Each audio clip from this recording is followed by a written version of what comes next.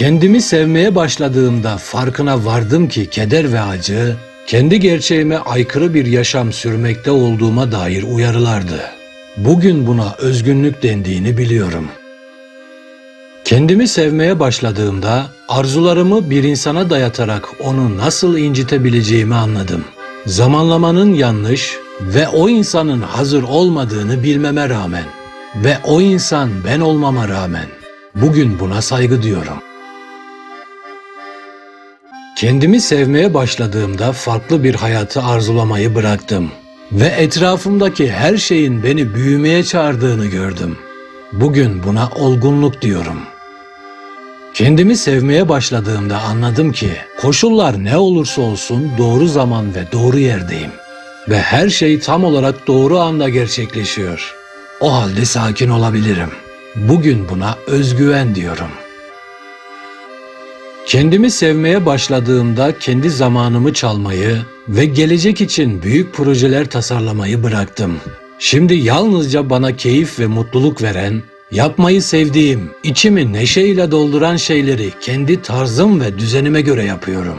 Bugün buna sadelik diyorum. Kendimi sevmeye başladığımda sağlığım için iyi olmayan her şeyden kurtuldum. Yiyeceklerden, insanlar, nesneler, durumlar ve beni aşağı ve kendimden uzağa çeken her şeyden. İlk başta bu durumu sağlıklı bencillik olarak adlandırıyordum. Bugün bunun kendini sevmek olduğunu biliyorum. Kendimi sevmeye başladığımda her zaman haklı olmayı ve uğraşmayı bıraktım. Ve o zamandan beri daha az yanılıyorum. Bugün bunun alçak gönüllülük olduğunu keşfettim. Kendimi sevmeye başladığımda geçmişte yaşamaya devam etmeyi ve gelecek hakkında endişelenmeyi reddettim. Bugün yalnızca her şeyin gerçekleştiği şimdiyi yaşıyorum.